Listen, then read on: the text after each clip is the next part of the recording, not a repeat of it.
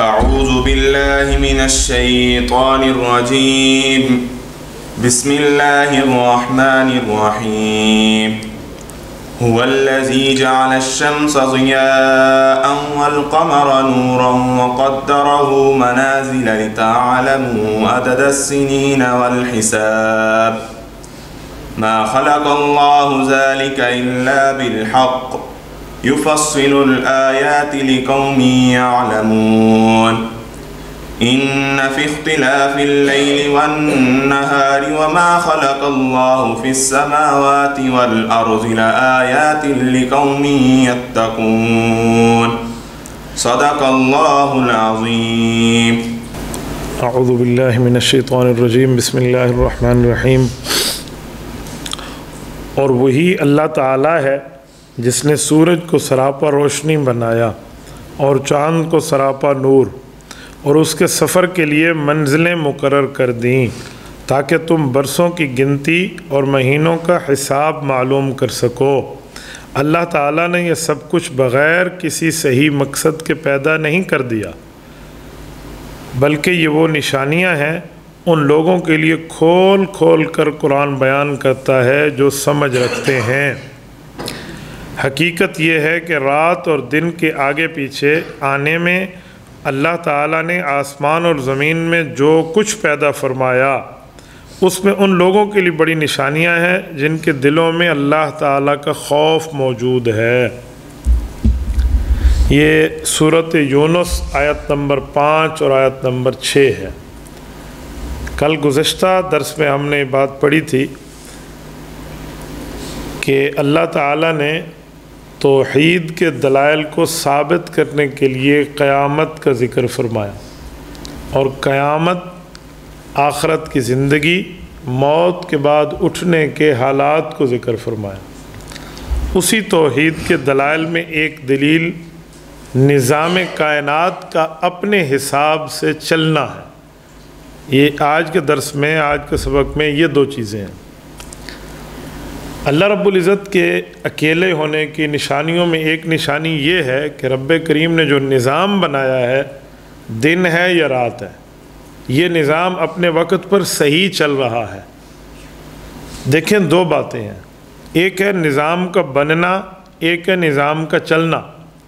نظام بنانے کے لیے بھی بندہ چاہیے، کوئی شخصیت چاہیے، اور نظام چلانے کے لیے بھی شخصیت چاہیے۔ نظام بنانے کے لیے تو اللہ ہے، اب چلانے کے لیے اگر 2 ہوں، 3 ہوں، 4 ہوں، زیادہ ہوں تو مشورے کا اختلاف ہو سکتا ہے۔ جب دونوں سپریم پاور ہوں گے تو پھر اس کا معنی ہے نظام چل نہیں سکے گا، ایک حکم دے گا، ایک روکے گا۔ اگر ایک کہے اور دوسرا مانے تو دونوں سپریم پاور تو نہ ہوئے۔ تو پھر اللہ کے ساتھ شرکت کے لیے عقل بھی نہیں مانتا کہ اگر ایک حکم کر رہا ہے اور دوسرا ساتھ مان رہا ہے تو دونوں سپریم پاور نہ ہوئے۔ تو یا تو سپریم پاور ہوں گے یا محتاط ہوں گے۔ اللہ کو محتاطی کی ضرورت ہی نہیں ہے، تو دوسرا اللہ ہو نہیں سکتا جو محتاط ہو۔ تو قرآن کریم نے یہ بیان کیا ہے کہ جو نظام چل رہا ہے یہ اس کی دلیل ہے کہ چلانے والا ایک ہے۔ اس کو سمجھانے کے لیے ہمارے علماء کرام ایک مثال دیتے ہیں۔ کہتے ہیں ایک بڑھیا بیٹھی تھی اور چرخہ کاٹ رہی تھی۔ پرانے زمانے کا چرخے کاٹنے کا مطلب تھا کہ وہ کپڑا بن رہی تھی۔ اس سے کسی نے پوچھا کہ اماں جان، آپ نے زندگی خرچ کر لی ہے، آپ توحید کو مانتی آئی ہیں، تو اللہ ہے اس پر دلیل دے، اور اللہ ایک ہے اس پر بھی دلیل دے۔ یعنی پہلی دلیل یہ چاہیے کہ خدا کا وجود ہے کائنات میں، بغیر کسی وجہ سے کوئی پیدا نہیں ہوا۔ جیسے دہریوں کا نظریہ ہے نا کہ ایک دھماکہ ہوا تھا اور دھماکے کی شکل میں کچھ انسان مہاراج وجود میں آ گئے، پہاڑ بن گئے، سمندر بن گئے اور پانی بن گئے۔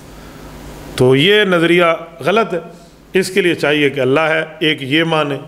اور دوسرا نظریہ یہ ہے کہ اللہ ایک ہے، تو کہ یہ دونوں باتیں سمجھائیں۔ تو کہتے ہیں بوڑھی اماں نے کہا کہ باری باری سوال کرو۔ اس نے کہا جی میرا پہلا سوال ہے کہ اللہ ہے، تو اس نے کہا اس کے لیے دلیل کا دیے، دلیل میرا چرخہ ہے۔ تو اس نے کہا اماں آپ کا چرخہ اللہ کے ہونے پر ہمیں کیا دلیل دے گا؟ تو کہا دیکھو بیٹا، اسے میں چلاتی ہوں تو چلتا ہے، اور نہیں چلاتی تو نہیں چلتا۔ تو جب میرا چرخہ چھوٹا سا ہے، اسے چلانے کے لیے چلانے والی چاہیے، تو اتنی بڑی کائنات ہے، اس کو چلانے کے لیے کوئی نہیں چاہیے۔ تو اس نے کہا ٹھیک ہے، ہم سمجھ گئے اللہ ہے۔ اب یہ بتائیں اللہ اکیلا ہے؟ تو اس نے کہا میرا یہی چرخہ اللہ کے اکیلے ہونے کو بھی سمجھائے گا. کہ وہ کیا کہا, دائیں چلاؤں تو دائیں چلتا ہے اور بائیں چلاؤں تو بائیں چلتا ہے. اگر ہم چلانے والیاں دو ہوتی, میں ادھر کھینچتی وہ ادھر کھینچتی تو ٹوٹ جاتا. تو یہ جو سورج چاند ستارے اپنے وقت پر طلوع غروب آنا جانا ان کا ہے, تو اس کا معنی چلانے والا ایک ہے. اسی پر میں آپ کی خدمت میں حضرت امام اعظم ابو حنیفہ رحمہ اللہ کا اس کے ساتھ متعلق ایک واقعہ عرض کرتا ہوں. امام اعظم ابو حنیفہ رحمہ اللہ وہ ہے جن کو رسول اللہ صلی اللہ علیہ وآلہ وسلم کی دعا شامل ہے. ان کے والد مکرم حضرت علی رضی اللہ تعالیٰ عنہ کے گود میں آئے تھے سب سے پہلے, اور پہلی گھٹی امام ابو حنیفہ کے ابا کو حضرت علی نے دی تھی. کیونکہ امام صاحب رحمۃ اللہ علیہ کے جو دادا ہیں ان کا نام ہے زوتی, زوتہ اسے کہتے ہیں. یہ حضرت علی کے شاگرد ہیں, اور امام صاحب کے والد کا نام ثابت ہے. تو انہیں اپنا بیٹا اپنے استاد کے پاس لائے تھے کہ آپ پہلی گھٹی دے دیں. تو حضرت علی نے انہیں گھٹی بھی دی اور برکت کی دعا بھی دی. ان کے فرزند امام اعظم ابو حنیفہ رحمہ اللہ تقریباً کوئی 70-80 صحابہ کرام کا زمانہ انہوں نے پایا ہے. امام ابو حنیفہ رحمۃ اللہ علیہ دلیل دینے میں اتنی مدھم اور دھیمے انداز میں دلیل دیتے کہ اگلا سمجھتا پتہ نہیں کیا, لیکن جب دلیل پوری ہوتی تو اس کی طاقت کا اندازہ ہوتا. ایک بار ان کی گفتگو طے ہوئی ان لوگوں سے جو اللہ کے وجود کے قائل نہیں تھے, دہری تھے. دہری مذہب ہے ان کا, بھئی کوئی کائنات میں خالق مالک نہیں ہے. طے ہو گیا بھئی بات کریں گے تو گفتگو ہوگی, مناظرہ ہوگا, بحث ہوگی. مثلاً میں وقت کا آپ کو سمجھاؤں کہ دن 1 بجے کا وقت طے ہو گیا, جی ٹھیک ہے بھئی آپ وقت کی مخالفت نہیں کریں گے, جی ٹھیک ہے, ایک دوسرے کو انتظار نہیں کرائیں گے. وہی ہوا, امام صاحب رحمۃ اللہ علیہ نے وقت کی مخالفت کی اور لیٹ پہنچے. اور یہ لیٹ پہنچنا جان بوجھ کے تھا, بہت دیر سے پہنچے. تو انہوں نے کہا کہ مسلمانوں میں سب سے پہلے تو سچائی ہوتی ہے, آپ نے ہمارے سے جھوٹ بولا. جھوٹ نہیں بولا تو مجبوری کیا تھی یہ بتائیں, آپ لیٹ کیوں ہوئے؟ تو امام صاحب نے کہا یار جھوٹ نہیں بولا لیکن مجبوری تھی. تو انہوں نے کہا مجبوری بتاؤ, اگر ہماری عقل مانیں گے تو ہم کہیں گے ٹھیک ہے, ورنہ آپ پر کوئی جرمانہ شرمانہ یا کوئی ترتیب عائد ہوگی. انہیں یار مجبوری یہ تھی کہ میں دریا پار سے آتا ہوں, دریا مجھے پار کرنا پڑتا ہے, گزر کے کراس کر کے آتا ہوں. تو کہا جی ٹھیک ہے. تو کہا میں ادھر بیٹھا تھا, کشتی کوئی تھی نہیں, تو میں اس انتظار میں تھا کہ اللہ کوئی کشتی آ جائے جس کی وجہ سے میں پار کر کے آ جاؤں. تو انہوں نے کہا پہلے کشتی آر کرتے. کہا یار سنو تو صحیح, تھوڑا آگے میرا ایک واقعہ ہے. کہ پھر یکایک ایسے آندھی چڑھی اور درخت ایسے ہلنے لگے, شاخیں ماخیں ہل رہی تھی ہواؤں سے, تو وہ پتے گر گئے اور شاخیں بھی پانی میں گر گئیں. پتے جدا ہو گئے, شاخیں گریں, تنے گرے درخت کے. پھر کسی نے اس کو چھیلنا شروع کر دیا, وہ چھل گئے, وہ تختے بن گئے, تختے ایک دوسرے سے جڑے تو وہ کشتی بن گئی. اور اب میں سارا نظام دیکھ رہا ہوں, کشتی بنی, پانی کے ہچکولوں نے اسے میری طرف پھینک دیا, میں اس پر بیٹھ کے تمہارے پاس آ گیا. تو سارے ایک دوسرے کو دیکھ کر ہنسنے لگے. کہا یار یہ کوئی بات ہے, ایسے ہو سکتا ہے؟ تو میں نے کہا یار میرے ساتھ ایسے ہوا ہے, میں اسی پہ سوار ہو کے آیا ہوں. انہوں نے کہا آپ جھوٹ بولتے ہو, آپ سے تو بات کرنے کا فائدہ نہیں ہے. کہا یار میں کیوں جھوٹ بولتا ہوں؟ کہا آج تک ایسے نہیں ہوا, خود بخود کیسے بنی کشتی بنائی کس نے؟ اچھا اس کے تختے چیرے کس نے اور چلایا پوری طرح. امام نے کہا اگر یہ جھوٹ ہے تو جس نظریے پر مجھ سے بحث کر رہے ہو وہ سچ ہے کہ کائنات میں دھماکہ ہوا تھا, درخت بھی پیدا ہو گئے تھے, آسمان بھی پیدا ہو گئے, اور زمین بھی پیدا ہو گئی, اور سمندر بھی پیدا ہو گئے. تو اگر یہ کشتی بنانے کے لیے اس کا موجد اور بنانے والا چاہیے تو کائنات کے لیے اللہ بھی چاہیے. تو دراصل وہ واقعہ نہیں تھا, نہ ایسے ہوا تھا, وہ ان کے دماغ کو سمجھانے کے لیے بات تھی. تو وہ جتنے سارے ٹھہرے تھے نا جن میں ضدی کوئی نہیں تھا, تو وہ سارے ایمان لائے کہ ہم اللہ کی ذات پر ایمان لاتے. تو اصل اللہ کی ذات کو سمجھانے کے لیے کافر کو جب ہم سمجھائیں گے تو عقل پیش کریں گے, عقل. کیونکہ کافر قرآن حدیث تو نہیں مانتا نا, عقل مانتا. تو یہ قرآن کریم نے عقلی دلیل پیش فرمائی ہے. کیا فرمایا؟ هو الذی جعل الشمس ضیاء والقمر نورا, کہ اللہ وہ ہے جس نے سورج کو بھی روشن بنایا اور چاند کو بھی روشن بنایا. سورج کی روشنی کو رب نے ضیاء فرمایا ہے اور چاند کی روشنی کو نور فرمایا ہے. تقریباً معنی کے اعتبار سے ایک ہے, لیکن بنیادی طور پہ ایک فرق ہے. ضیاء اس روشنی کو کہتے ہیں جو تیز ترین روشنی ہو, اور نور اس روشنی کو کہتے ہیں جو روشن تو ہو لیکن اس میں تیزی نہ ہو, مدھم ہو. سورج کی روشنی کو تیز اس لیے فرمایا کہ وہ دن ہے, اور رات کی روشنی کو مدھم فرمایا کہ وہ چاندنی ہے. تو دن اور رات کی روشنی کا فرق رب نے سورج اور چاند کی وجہ سے کر کے دیا کہ یہ اللہ ہے. اب اگر دن کی روشنی اور رات کی روشنی کا فرق نہ ہوتا تو نظام زندگی درم برم ہو جاتا۔ مثلا دن کو اگر چاند طلوع ہو اور سورج کی روشنی نہ ہو، چاند کی روشنی ہو تو اندھیرا بھی چھائے گا اور روشنی بھی ہوگی تو کاروبار نہیں ہو سکے گا، اور اگر رات کو سورج طلوع ہو جائے تو اس روشنی کی وجہ سے مناسب نیند نہیں ہو سکے گی۔ اس وجہ سے اللہ نے اپنے اپنے وقت پر رکھا، تو کہا پہلی وجہ تو یہ۔ دوسری، چاند اور تاروں کی اور سورج کے طلوع اور غروب کا فائدہ فرمایا دوسرا ہے وَقَدَّرَهُ مَنَازِلَ لِتَعْلَمُوا عَدَدَ السِّنِينَ وَالْحِسَابِ، رب کریم نے سورج اور چاند کی نکلنے کی منزلیں طے کی ہیں۔ منزلیں سے ایک منزل مراد جہاں سے نکل کے جہاں پہ غروب ہوتا ہے، اور ایک مراد کہ سورج طلوع ہو کر غروب ہو جائے تو یہ دن ہے، پھر چاند طلوع ہو کے غروب ہو جائے تو یہ رات گزری ہے۔ تو دن اور رات کی اپنی ترتیبیں اللہ رب العزت نے ان کی وجہ سے رکھی ہیں۔ تو فائدہ فرمایا لِتَعْلَمُوا عَدَدَ السِّنِينَ وَالْحِسَابِ، آپ حساب کتاب بھی اس میں کر سکتے ہیں کہ یہ سالوں کا حساب ہے، یہ مہینوں کا حساب ہے، یہ دنوں کا حساب ہے۔ تو رب کریم نے سورج اور چاند دونوں حساب میں آپ کو دیے ہیں۔ اور ما خلق اللہ ذالک الا بالحق، اللہ پاک نے اسے فضول پیدا نہیں کیا، بے مقصد پیدا کر دیو، پیدا کر رب نے چھوڑ دیا ہے، ایسی کوئی بات نہیں ہے، اس سے تمہارے فوائد موجود ہیں۔ اس آیت سے ایک مسئلہ اور بھی سمجھ آتا ہے توحید کے ساتھ، ایک شمسی کیلنڈر ہے اور ایک قمری کیلنڈر ہے۔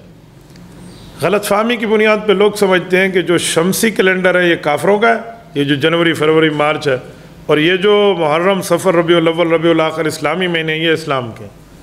یہ آیت تو دونوں حساب اسلام کے بتا رہی ہے، نظام شمسی بھی اور نظام قمری بھی۔ ہاں ہیں دونوں نظام اللہ رب العزت کی طرف سے، لیکن زیادہ کفار نے شمسی نظام کو اپنایا ہے۔ اس کا یہ مطلب نہیں ہے کہ جنوری فروری کا حساب رکھنا ہی حرام ہے، ان نے اپنا لیا، جی نہیں۔ شریعت نے چاند کے حساب کو زیادہ اپنا لیا ہے، تو اگر آپ چاند کے حساب کو جانتے ہوئے نظام شمسی والے کیلنڈر کے ساتھ چلیں تو کوئی گناہ نہیں ہے، لیکن نظام قمری جو ہے، جو چاند والا نظام ہے، اس کا پتہ ہونا ضروری ہے، ورنہ آج کل لوگ اتنے زیادہ دوسرے مہینوں میں اور دوسرے کیلنڈر میں گھس گئے ہیں کہ انہیں پتہ ہی نہیں ہوتا کہ اب کون سا اسلامی مہینہ چل رہا ہے اور اس کی تاریخ کیا۔ سنت انبیاء، سنت خلفاء راشدین، باقی صحابہ اور پوری ترتیب جو اکابرین کی ہے وہ چاند کے حساب سے ہے۔ اس کی وجہ کہ ہمارا حج کا مسئلہ ہو، رمضان کے معاملات ہوں، یا قربانی کے ہوں، یا اسی طرح جو ہے نا عدت کے مسائل ہوں، یہ مسائل چاند کے حساب سے زیادہ آسان اور چاند کے حساب سے رب کریم نے ہمیں دیا ہے۔ اب حج سے سورج کا تعلق نہیں ہے، یا رمضان سے سورج کا تعلق نہیں ہے، یہ رب کریم نے جو ہمیں دن دیے ہیں یا مہینے دیے ہیں یا عید الفطر کی ترتیب دی ہے، یہ چاند کے حساب سے دی۔ اس لیے چاند والے نظام کو بھی ساتھ ساتھ سمجھنا چاہیے، ترتیب رکھنی چاہیے۔ اگرچہ بندہ اپنے کاروبار سے سورج والے نظام کو اپنا لے، کوئی منع نہیں ہے، لیکن چاند والا نظام اور یہ دونوں برابر کی بنیاد پہ یوں رب کریم نے ہمیں دی ہیں۔ لیکن سورج سے زیادہ چاند کا حساب آسان ہے۔ آپ کہیں گے کیسے آسان ہے؟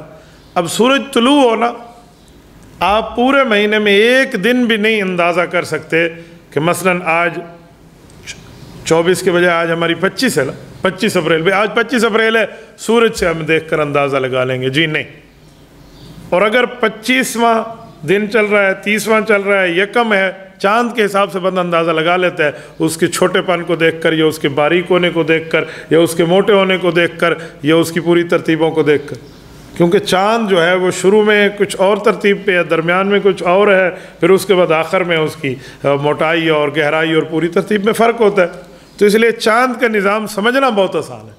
سورج کے نظام سمجھنے کے لیے علوم چاہیے، ریاضی چاہیے، باقی چیزیں چاہیے۔ عام دیہاتی آدمی کو بغیر کسی تعلیم کے چاند کا سمجھنا آسان ہو جاتا ہے، تو اس لیے چاند کو زیادہ اپنایا گیا۔ اور چاند کو دیکھ کر بندہ اندازہ، سورج کو تو دیکھ ہی نہیں سکتا، آپ دیکھیں گے آپ کی آنکھیں جو ہے نا وہ بچھرنا شروع ہو جائیں گی، آنکھوں میں کوئی معاملات ہو جائیں گے، تو بندہ کیسے سورج پہ اندازہ لگائے؟ اس لیے اسلام نے چاند کو زیادہ وقت دی ہے، تو چاند کے حساب سے بندے کو یاد رکھنا چاہیے۔ تو یہ دونوں مسئلے اس آیت سے ثابت ہوئے۔ یفصل الآیات لقوم یعلمون، فرمایا رب کریم یہ نشانیاں اس قوم کو بتا رہا ہے جو سمجھدار ہے، عقل مند ہے۔ اس سے ایک بات سمجھ آئی کہ اسلام کے احکام اسی پہ لاگو ہوتے ہیں جو عقل مند ہو، عاقل بھی ہو اور بالغ بھی ہو، نہ بچے پہ لاگو ہوتے ہیں اور نہ مجنون پہ لاگو ہوتے ہیں۔ یہ نہیں ہے کہ ایک بندہ مجنون ہے، وہ عقل سے اب نارمل ہے اور اس بیچارے کو کوئی پتہ آتا نہیں ہے، اس پر اسلامی احکام بندہ ٹھونس دے، یوں نہیں ہے۔ اس سے تو قبر کا سوال بھی نہیں ہوگا۔ یہ جو مجنون سے لوگ ہوتے ہیں، نارمل ہے اپنے دماغ سے، قبر میں ان سے سوال ان کی عقل کے مطابق ہوگا۔ اس مجنون کو جتنی سمجھ ہے بس وہی پوچھا جائے گا۔ مثلا یہ کیڑا رنگ ہے؟ جی ساوا رنگ ہے، تو چلو تو جنتی ہے۔ یعنی یہ کون سا رنگ ہے؟ یہ سبز ہے، یہ سفید ہے، یہ سیاہ؟ جو اس کو سمجھ آتا ہے نا، اس عقل کے حساب سے سوال ہونا ہے، اور عقل کے مطابق سوال، یہ شریعت کا اصول ہے۔ حدیث پاک میں ہے، بنی اسرائیل میں ایک شخص تھا، اس کی عقل کل اتنی تھی کہ گناہ گار آدمی اگر اس جسم کے ساتھ اللہ کے سامنے پیش ہو جائے نا تو اسے عذاب ملے گا، اور اگر بندہ جلا کے اپنے آپ کو پیس کے ختم کرا دے نا تو اللہ عذاب نہیں دے گا، اب جسم ہی ختم ہو گیا۔ یعنی اس کا دماغ یہ تھا مسلمان، بالکل ٹھیک، سب کچھ عقیدہ وغیرہ، لیکن اس معاملے میں اس کی عقل نہیں چلتی تھی، اور نہ اس تک کوئی پہنچا اور نہ وہ کسی تک پہنچا۔ وفات ہونے لگی نا تو اس نے اپنے بچوں کو کہا کہ اگر میرے بیٹے ہو اور میرا خون ہو یقیناً تو میرا ایک کام کرنا اور وصیت پوری کرنا۔ تو بچوں نے کہا ابو ہم نے آج تک آپ کی بات مانی، آپ بتائیے آپ کی کیا خواہش ہے؟ کہ جب میں فوت ہو جاؤں تو مجھے جلا دینا، میری ہڈیوں کو پیس دینا، بالکل کرش کرنا، اور پھر اس پاؤڈر کو تھوڑا سا پانی میں، تھوڑا سا ہوا میں، کچھ پہاڑوں میں ایسے بکھیر کر رکھ دینا۔ تو وہ وصیت کر کے گیا، اور اتنی سخت حساب سے۔ شریعت اسلامیہ میں ہے کہ جانے والا غلط وصیت کرے تو پچھلے لواحقین پہ عمل کرنا ضروری نہیں ہے، لیکن وہ شریعت موسیٰ کے معاملات تھے، انہوں نے ایسے ہی کیا بچوں نے، اور وہ اشارہ میں رکھا۔ اب جب سب کچھ انہوں نے کر لیا، اب رب کریم نے اپنے سامنے اسے کھڑا فرمایا، آخرت کا حساب تو ہے۔ حضور علیہ الصلوۃ والسلام نے یہی واقعہ صحابہ کرام کو سنا، یہ بخاری شریف کی حدیث ہے، یہ کوئی تاریخی واقعہ نہیں ہے۔ آپ علیہ السلام فرماتے ہیں کہ رب کریم نے پانی کو حکم دیا کہ اس کی خاک مجھے واپس کر، فضا کو، پہاڑوں کو، جو زمین، انہوں نے سب کچھ دیا، اور یہ بالکل سیدھا سادہ پورا جسم اس کا بن کے اپنے سامنے اللہ نے کھڑا کیا، اور اسے یہی پوچھا لما فعلتا، یہ سب کچھ گناہ، باقی سوالات بعد میں، یہ کام تم نے کیوں کیا؟ اب وہ جب زندہ ہو کر دوبارہ سامنے آیا اور اس کی سوچ سمجھ اس تک لوٹائی گئی تو اسے وہ یاد آ گیا کہ اب تو میں بچ نہیں سکتا۔ تو اس نے کہا اللہ آپ نے مجھے دوبارہ زندہ کیا، میں نے صرف اس وجہ سے کیا تھا کہ مجھے ڈر تھا کہ آپ کے سامنے کیسے ٹھہروں گا، مجھے آپ کا خوف میرے دل میں تھا، اس لیے میں نے اپنے جسم ختم کرا، لیکن آپ نے تو جسم دوبارہ بنا لیا۔ اب وہ اس نے اپنے عقل کے مطابق جواب دیا، اور اس کی کوئی وجہ نہیں تھی۔ حضور علیہ السلام فرماتے اس نے جواب پورا کیا، فغفر اللہ، رب نے فرشتوں کو فرمایا اسے جنت دے دو، اس کا دماغ ہی اتنا، ہم نے جتنا دیا اس نے اپنے دماغ کے مطابق ہی عمل کیا۔ تو بندے سے اتنا ہی سوال ہوتا ہے۔